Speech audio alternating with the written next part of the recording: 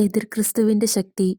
എന്റെ ജനമേ, ഹൃദയത്തെ ആഴത്തിൽ മുറിവേൽപ്പിക്കുകയും നരകവിധിക്ക് നിങ്ങളെ അർഹരാക്കുകയും ചെയ്യുന്ന നിരവധിയായ പാപങ്ങൾക്ക് പരിഹാരം ചെയ്യാൻ നിങ്ങളുടെ കർത്താവും ദൈവവുമായ ഞാൻ കൽപ്പിക്കുന്നു. എതിർ ക്രിസ്തുവിന്റെ ശക്തി വളരെയധികം വർദ്ധിച്ചിരിക്കുന്നതിനാൽ സർവ്വലോകത്തിന്റെയും മേൽ ഇന്നുവരെ ആർക്കും ലഭിച്ചിട്ടില്ലാത്ത തരത്തിലുള്ള സമ്പൂർണ്ണ അധികാരം തനിക്ക് ലഭിക്കേണ്ടതിന് ലോകത്തെ വശീകരിക്കാനായി അവൻ ആ ശക്തി ഉപയോഗിക്കുന്നു.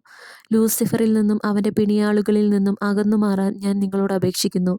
അവർ അനേകം ആത്മാക്കളെ നരകത്തിലേക്ക് വലിച്ചിഴയ്ക്കുകയാണ്. നിങ്ങൾക്കു സമയമുള്ളപ്പോൾ തന്നെ, സമയം വൈകുന്നതിനു മുമ്പ് ഇപ്പോൾ തന്നെ അവരിൽ നിന്ന് ഓടിയകലുക. തന്നെ നയിക്കാൻ എതിർ ക്രിസ്തുവിനെയും അവന്റെ സൈന്യത്തെയും അനുവദിക്കുന്നത് തുടരുന്ന ഓരോ ആത്മാവും തന്നെ എന്നിൽ നിന്ന് അടർത്തി മാറ്റാനാണ് അനുവദിക്കുന്നത്.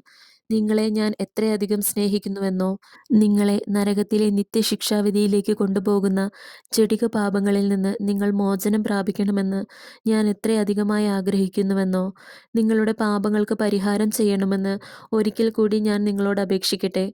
ഈ ലോകത്തിന് നൽകാൻ കഴിയുന്നത് നിങ്ങളുടെ ആത്മാക്കളുടെ മരണം മാത്രമാണെന്ന് ഓർമ്മിക്കുക.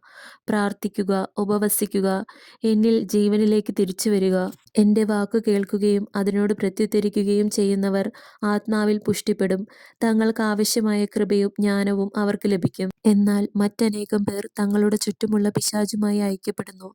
അനേകർ ഇതെല്ലാം കാണുന്നുവെങ്കിലും അവരുടെ ആത്മാവും ശരീരവും എതിർ ക്രിസ്തുവിന്റെ സ്വാധീന വലയത്തിലാണ്.